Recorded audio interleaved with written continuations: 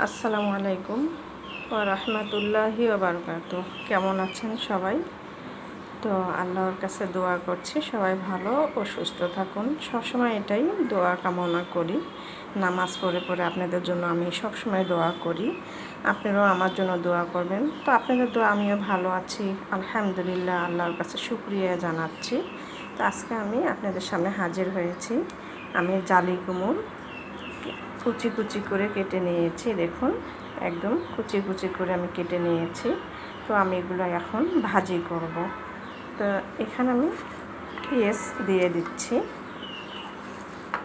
কাঁচামরিচ দিয়ে দিলাম,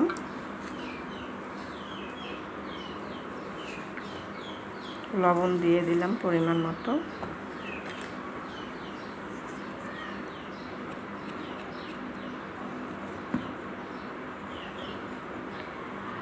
আমি একটু হলুদ দিয়ে দিলাম,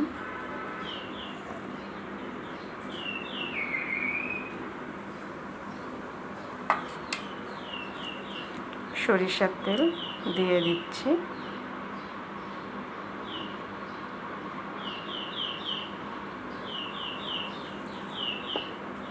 এখন আমি এগুলো চুলায় বসিয়ে দেব। জালি কুমড়ের ভাজিটা বসিয়ে দিলাম, এখন চুলাটা অন করে দিচ্ছি। বিসমিল্লাহির রহমানির রহিম।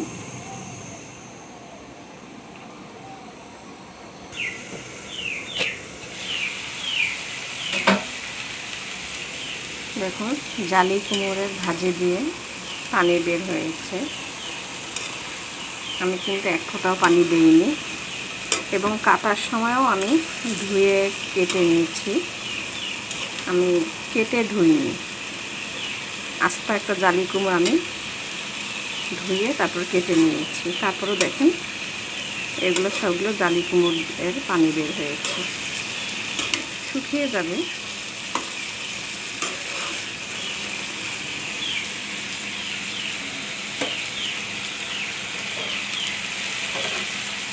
আমি আবারও একটু ঢেকে দিচ্ছি সিদ্ধ হওয়ার জন্য।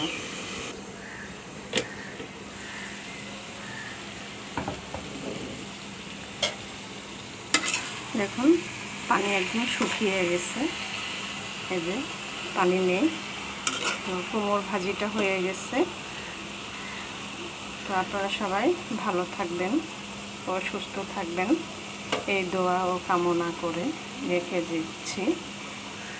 আসসালামু আলাইকুম ওয়া রাহমাতুল্লাহি ওয়া বারাকাতুহু।